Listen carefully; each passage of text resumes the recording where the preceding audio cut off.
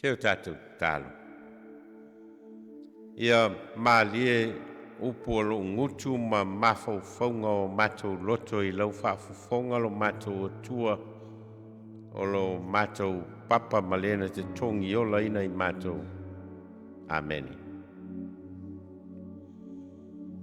Ia whaungaina le whaiupo iwa o le tusi sa faatauina mai le tuso Paulo I le kalesia I Roma.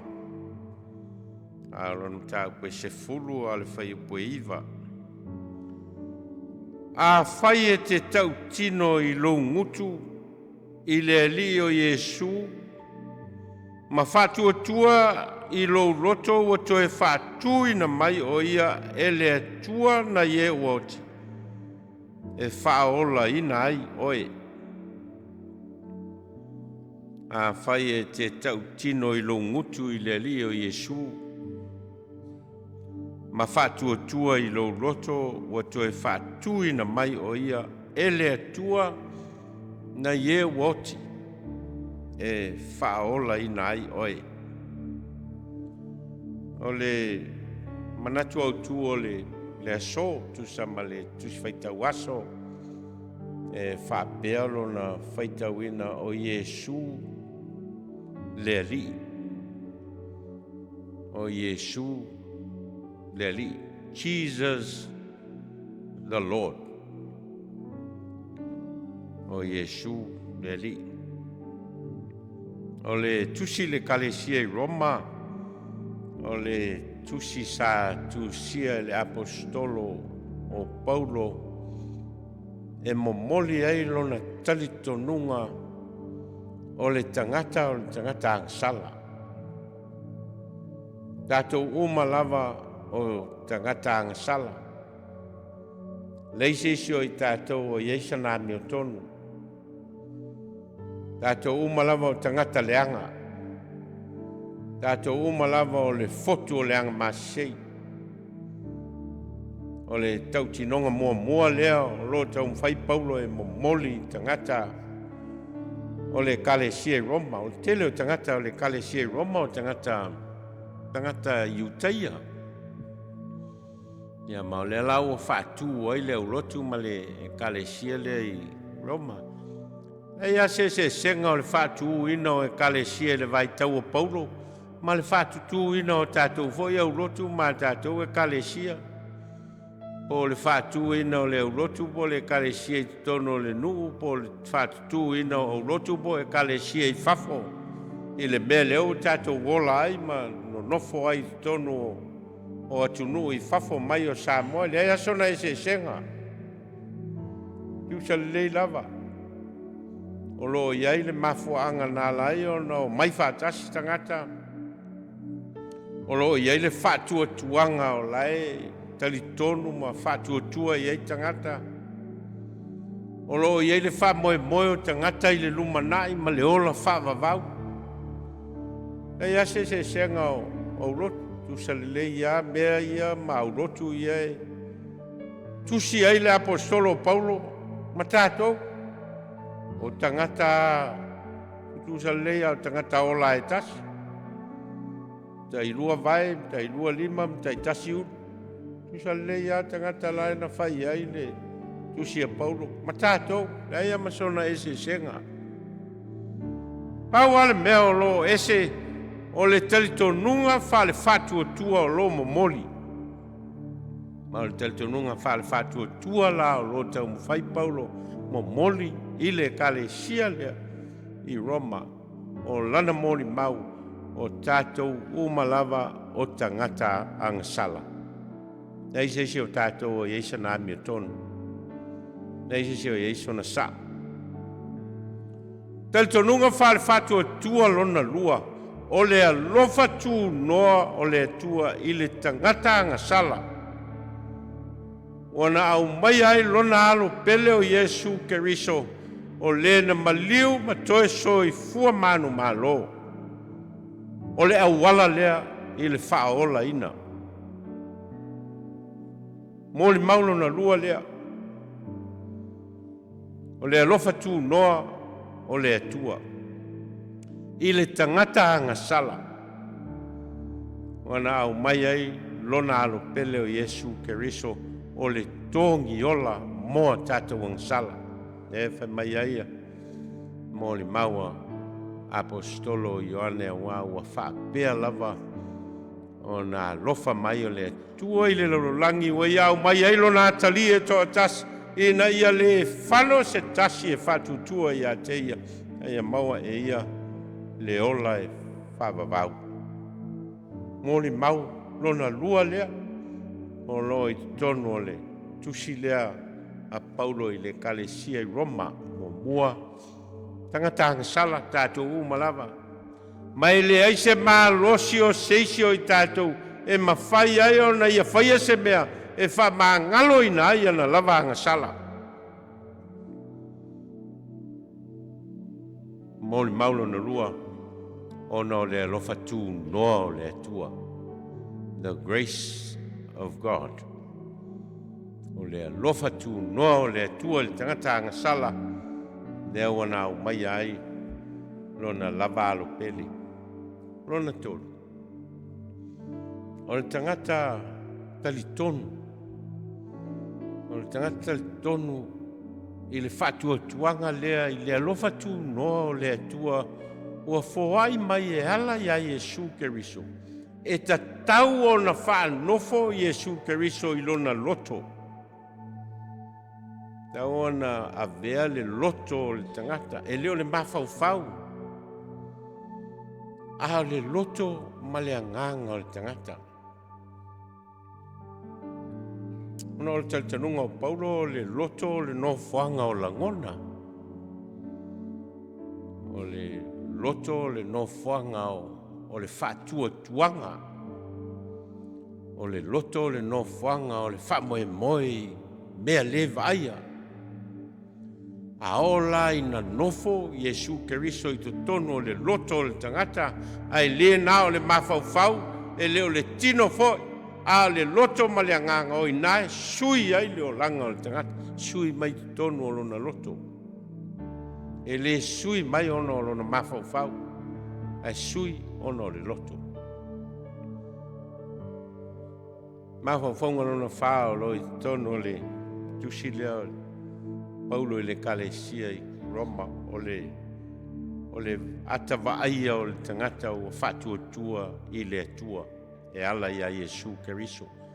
Ma mea na te whaia o le olanga Iesu oma e ala o na sui mai ona o le loto o suia ma o faauina ma o avea manofoanga o Iesu Keriso.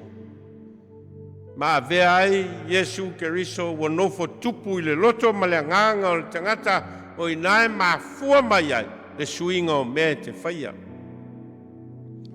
Ne alai ai a le whaopunga leo wa whao ngae whaima Matua. A whai e te whtau tino i le ngutu i le Alii o Iesu ma whaatua tua i lo loto. Ua toe faatuina mai o ia e le atua na ie wati. E faaola ina ai oe. Faaola ina ai oe. Taupula le se fulu le asa tatou whaitauina. O le tau mawhai leo Paulo e whaamalamalama i tangata ia o le kalesia i Roma. Le ese senga o le mea tau o le tau wami o tonu ina ona o le tūla fono, justified by law. O le tau wami o tonu ina o le tangata ona o le tūla fono. Ma le tau wami o tonu ina o le tangata ona o le whatuatua, justified by faith. Mela ia e lua o le tau wami o tonu ina i le tūlafonu. Ma le tauami o tonu ina i le whatuatua. Ono tangata ia tusi ei Paulo tangata i Uteia.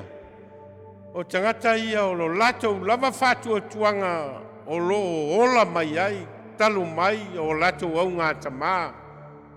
Ma leo ese mai ai kupito. Ma le tulafono na tuina mai e le tua ia i lātou e ala ia Mose. O lea lai a vea ai lo lātou talitonunga i le tulafono da loa. Ma le usita ia o le loa, le whaia o mea o whai mai ai le tulafono. Talitonu la lātou, afai e te usi ustai.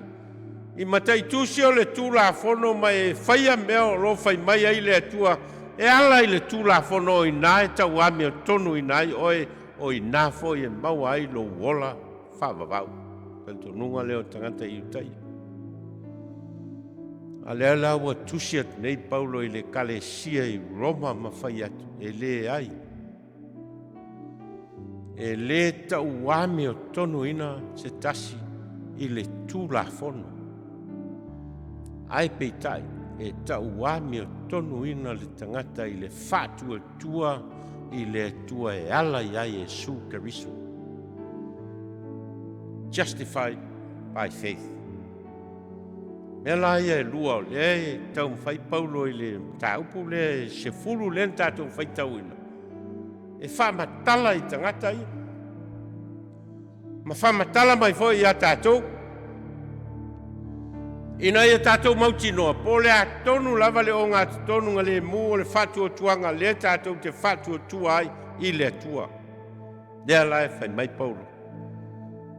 A whai e te tau tino i lo ngutu, i le Alii o Iesu, ma whatua tua i lo loto, ua toe faatuina mai o ia e le atua na ie uoti e faaolaina oe. Ma nino le lei e le amainga o le feau. A whai e te talitonu ma faatuatua i lo loto. O Iesu Keriso ua toe faatuina mai e le atua na ie uoti. Ma e tau tino ma e whaailoa ia whaalongo tangata i lau mōni mau le nā whai mai Paulo. Faaolaina ai oe. Manino leila ia mea ia lua. Lea lai, tau mwhai Paulo e momori le wheahu lea i tangata ia. Ona o le whainga tā, ona talitonu o tangata ia, e o ese mai le lātou talitonunga lea, e e tau ame o tonu ina oe i le tulafono, ma faaolaina oe pea e tau sia le tulafono. Mea lea nā lai ona te lea le whete na inga i le vāo taitai o le lotu i utaida ma Iesu Keriso ona o le tulafono. Tulafono o le sapati. Tulafono o le anapongi. Ma le tele o le mau tulafono o le asa whete na iai. Whamaloloina o tangata i le sapati. Lea lai whai e le whete na inga lea. E lau tusi atu Paulo i le kalesia lea ma tangata i uteia o lolo lotu le kalesia le Roma ma whaailoa atu i ai lātou le se senga o mea i e lua. E le ai. E le tau wami o tonu ina o tau. Pe whaola ina o tau i le tulafono ma le tau singa o le tulafono. E tau wami o tonu ina ma whaola ina o tau i le alofa tū noa o le atua o whaalia e ala ia Iesu Keriso.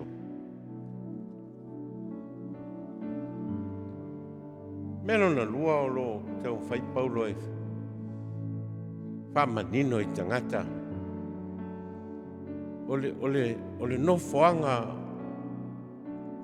o le loto o le nofoanga o langona. O le nofoanga o whamoemoenga. O le nofoanga o faatuatuanga, o le nofoanga o le vaai ma whamoemoe i mea le vaaia. O le loto la, o le nofoanga na, your heart is the place of hope and faith. O inala, te tau ona nofo ai, ia lou talitonuga iā Iesu Keriso ua faatuina e le atua mai le oti ma le tugamau. That's the place. O inā foʻi e mafai ona liliu ai mea e te faia ma e mafaufau iai o lou loto. O lou loto ma lou agaga. E lē o lou mafaufau po o lou tino. Ai o le loto. Ona fai mai leo le fautuanga Paulo i tangata o le kalesia i Roma. I outou faatuatua, i o outou loto, ua faatuina e le atua Iesu Keriso mai le oti. I outou faatuatua i le loto. Ala fai tal me lea i le feʻau o lo taumafai Paulo e momoli. Ona o le faatuina o se tangata mai le oti. E leo se mea e talia gofie. Mai o le mea lea o mai lava le taimi nei. O lo te te lava le tele o tangata iutaia. A mea o lo latou Mesia o Iesu Keriso le tatou te faatuatua ai. O mai lava le taimi nei o tele o latou e le talitonu. Le anga e leo le itu ai ngā Mesia lana o lai whaamatala ia i lātou e o lātou perfeta. Ainga tā lao na talitonu stangata. Lea lau a whai atu Paulo i le kalesia ma tangata ia ua muli le tala le lei i a Iesu Keriso i a outou faatuatua i outou loto. Ua toe faatuina e le atua Iesu Keriso mai le oti ma le tugamau. Po le alava outou talitonuga a ia mafai ona mautū le whamoemoe lea i outou loto e moni le mea lea ua faatuina e le atua lona lava alopele o Iesu Keriso mai le oti ma le tugamau. Pe le talitonu iai nisi tagata. A outou o tangata faatuatua i le atua. Ia outou talitonu e moni le mea lea. Talitonu mai outou loto. Aua le talitonu mai le mafaufau. Le anga fua i le mafaufau. E le sao i le mafaufau. Se tangata e oti ai toi ola mai. E le sao i le mafaufau. Pa mai leo Paulo. Aua tou talitonu mai outou mafaufau. E talitonu mai outou loto.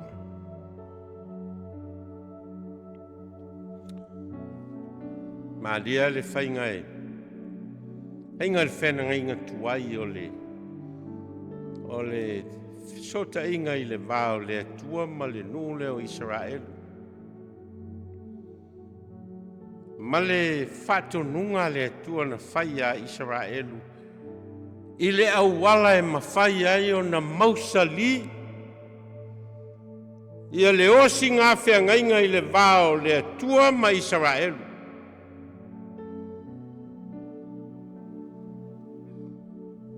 Mai fitalenga le atua ia Israelu ia alofa atu i le alii lou atua ma lou loto atoa. E leo fai mai ma lou fai ai atoa. Ma lou anganga atoa. No whanga ia lea e pina ngalo le atua ia nofo ai le talitonunga i le atua, ma le alofa o le tangata i le atua, ia sau mai le loto ma le anganga. E mai iai foi lo loto o upu nei, o te whai atua i a te oi le aso nei. Ta tau na mea le loto ma nofoanga o mea ia. E leo lo mafaufau, e leo lo tino a o lo loto. Fatonunga lea le atua i lona nu. Israelu ia lofa atu i le li lo atua, ma lo loto atoa, ma lo nganga atoa, ma lo malosi atoa. Ia iai foi i lo loto. Upo te whai atua i a te oi le aso nei. O le mea nofo ai.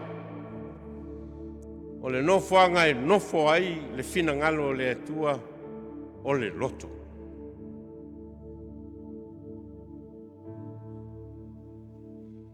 Nela fa mai Paulo i le kalesia Roma a fai e te tau tino i lo ngutu i le Alii o Iesu ma faatuina i lo loto ua toe faatuina mai o ia i le Alii na ie woti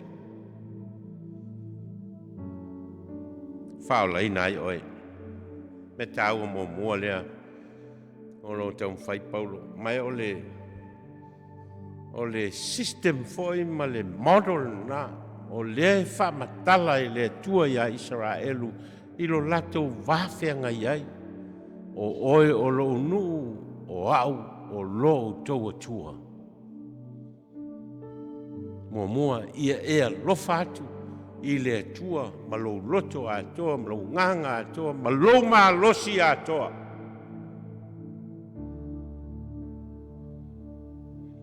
Ia iai foi lo loto upu nei. No foanga la lea, no foanga tonu a lea lea tau mwhaia Paulo e momoli i tangata ia e le kalesia i Roma. Ina ia aua nei tu maua lato mawhauwhaunga le mawhauwhaunga tuai a mea o lo tau sia o le tu la fono ma lo usita ia o le tu la fono oi nae faaolaina ai oe mai Paulo. Le kalesia i Roma, le ai, e leo le nā. Ai peitai. Ia e faatuatua i lo loto, o toe faatuina mai e le atua Iesu Keriso na ie woti. Melo na lua o lo tau fai Paulo e tau i tangata o le kalesia lea. O le mawhai le tangata leo faatuatua i lona loto o Iesu Keriso na faatuina mai e le atua mai le oti ma le tunga mau. O le mawhai le tangata lea o na tau tino. O na tau tino i lona ngutu. Ea la eona, fai mai Paulo. A fai e te tau tino i lo ngutu i le Alii o Iesu. Ia vea mamoli mau. Ia vea ma mea e momoli. E leo se mea nana nofo i lo loto, ma nofo i lava, ma bea i lava i lo loto. Ale mea, tau ona fai loa. Tau ona momoli. Tau ona faasoa. Me ia lua o le fai loa atu e. Wawa me masani ona ia tangata i utaia pe o tangata e momolia ia le feau ia o le autusi upu ma le au farisei le se mea fai faatasi a tangata e leo se mea o tatala mo tangata uma a mea e tatau ona e moli mau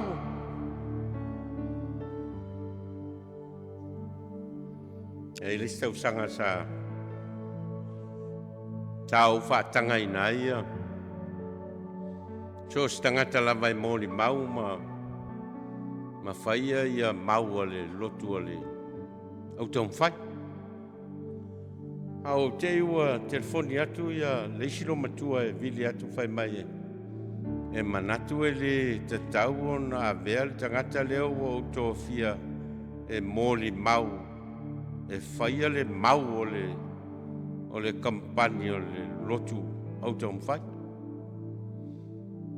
Ia no fai atu le oi na fasa ina ia. Ia, e wha mai langa o le tangata leo laua mai. Wheatu a maua lo le mea o lo tu sia i le kalesia le mena a mea o le tangata ua mai. O sta mai tai ua mai e sao na moli mau. Ia fionga le atua ona e to e sauro le to e talanoa mai. Ai te le whaasa ina stangata ona moli mau. Me tonu ala le fai mai ai Paulo i le kalesia lea i Roma. A fai e te tau tino i lo ngutu o le Alii o Iesu Jesus is the Lord. It has to come from your mouth. Maria so ia wai. Au tau mwhaine tofi tangata foi lea e whaia ia maua kampani. Ia aso ia au whapea foi lea tau whaia. Ia la foi whapea tua i mauru tangata foi lea laila lafi tua foi lea e le fia mori mau. E le fia mori mau foi lea i maua kampani. A lea lai whai mai Paulo. O le mea ta tau mo le tangata whātua o na mori mau. Aua le tau whiwhia, le mea lai lo roto, ma le mea laua e talitonu iai, whaasoa i lo wainga, whaasoa i lau whanau, whaasoa i au o. A le whainga tonu lava lea na whinanga lo ai le atua ia Israelu i lo lato wāwhianga iai. O le mori mau. Na mai le atua ia Israelu ia lofa atu i le li lo atua ma lo loto atoa, ma lo nganga atoa, ma lo malosi atoa. Ia iai foi lo loto upu nei o te whai atua ia te oi le aso nei. So o lo lea ma le mori mau. Na mai le atua ia Israelu ia e matua o a o so ai. I lau whanau. Ma ia e tau tala so ai, pe ae no foi lau fale, pe ae savali i le ala, pe ae taoto, pe ae tūrai. Ia e fusi ai e whai ma whai longa i lau lima, a vea foi ma pale i le vāo mata. Ia e tusi ai foi pou o lau fale, a tō maupui pui.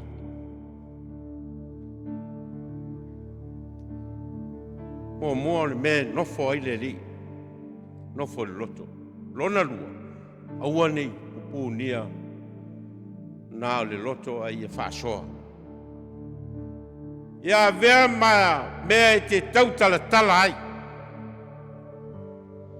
Mai pea e taoto, pea e savali, pea e tūlai foi. Ia whai ma vaenga o le soi fuanga mōli mau o le tangata. Lona i loa a mea o Iesu Keriso o le ali.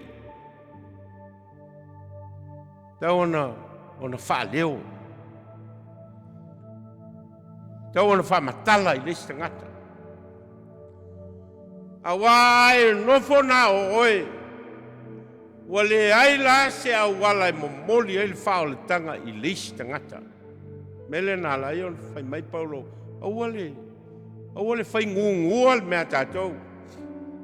Whaaleo, whaamatala, whaailoa i leisi tangata, wao i nae tupu ai le mea tau o le whaola tanga. E momoli e leisi tangata whaatuatua, i leisi tangata whaatuatua. E momoli e le matua whaatuatua i lana whanau o lai tau whau whaatuatua. That's salvation. O le whaoletanga i leo se mea nofo mau pe tā ofi e leisi tangata. Pe se mea lon tama. E ai o le mea leo le mea le atua. E leo se mea nā se ainga. E leo se mea foi e nofo toa tasi ma se tangata. O le mea te tau anu whaailoa ma momoli, ma whaasoa, whaamatala. O la uo. E isi tangata e. Whai a lato loto o lato whale pea ai o lato ainga. Ai olo i whale inga ni whaina lato loto. Pea e se no whaanga la whaile loto.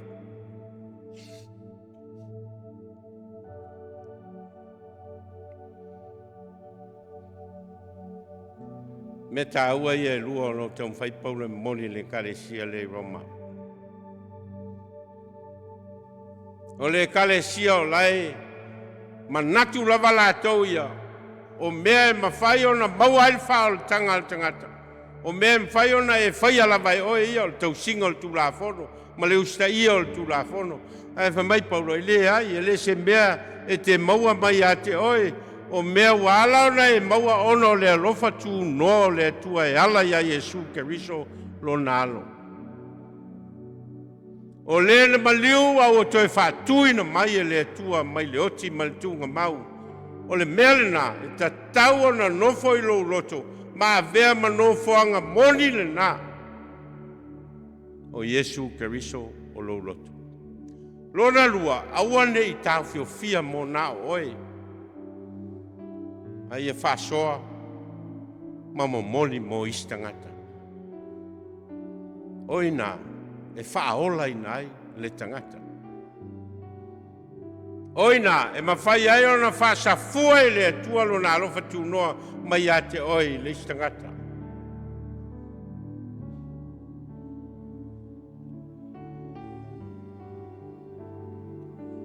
Ina wa tusi Paulo i le kalesia i Galatia.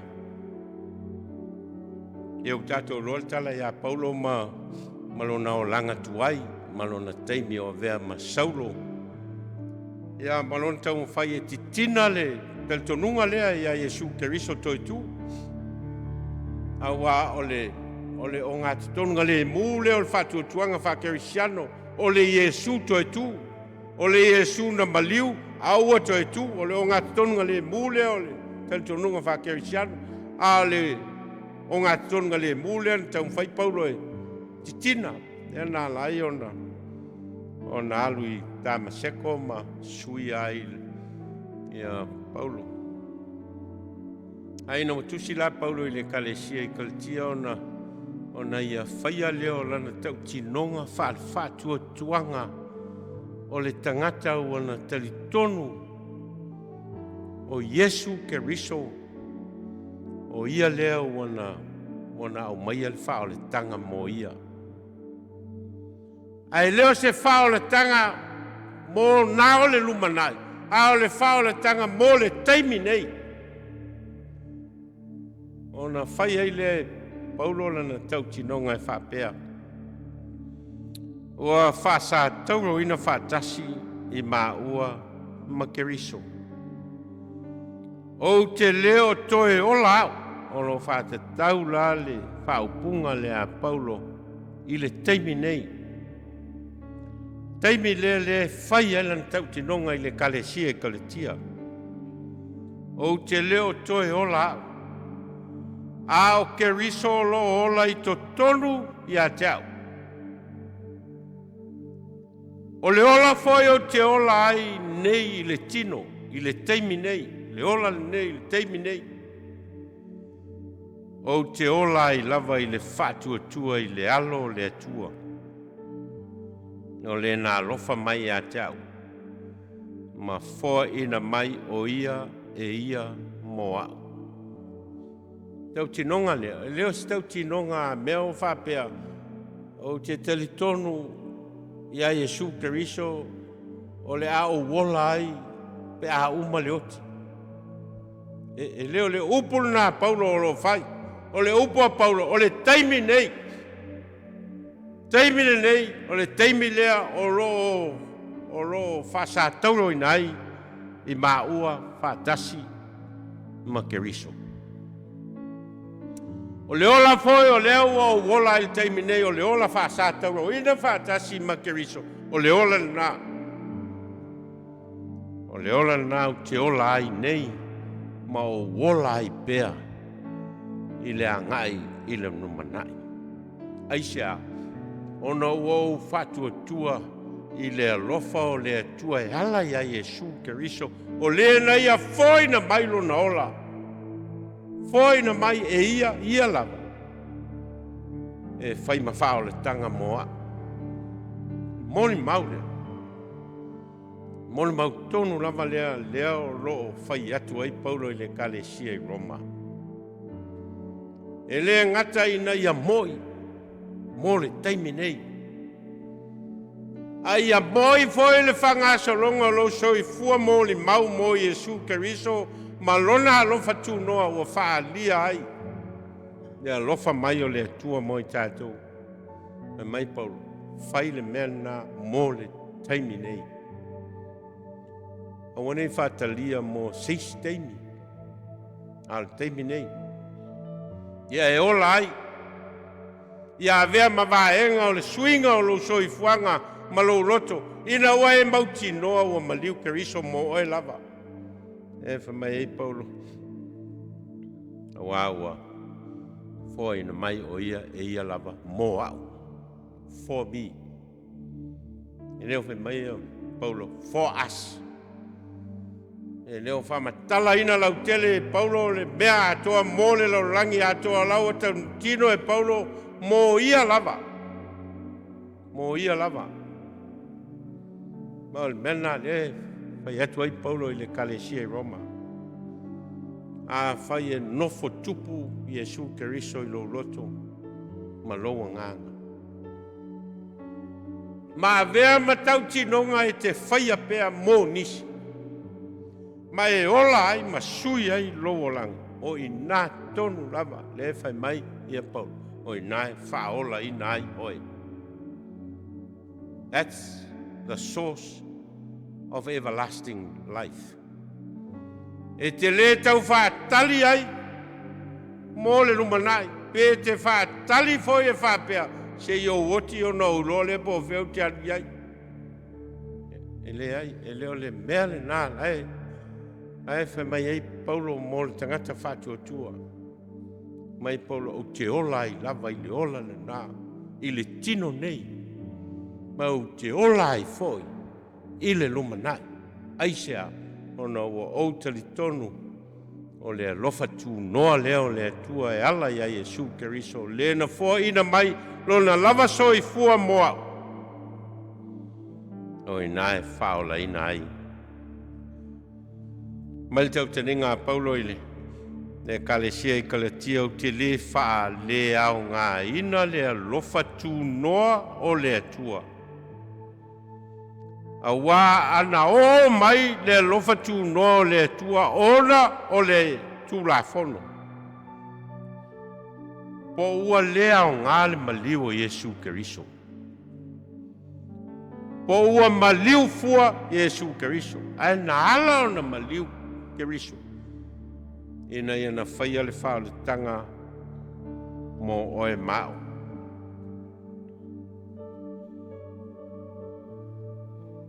Te leo taimi e tātou te o i ruma tu e o mai tua. E alu o tau wanga i ruma le ola e tu e tu e liu hoi le ola.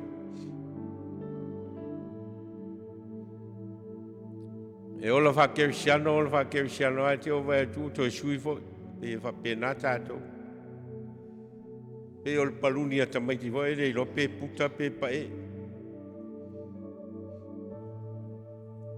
Ale tau tino ngā Paulo mō tātou o tanga whātua tua ina ia a ngā i luma, alu i luma leola.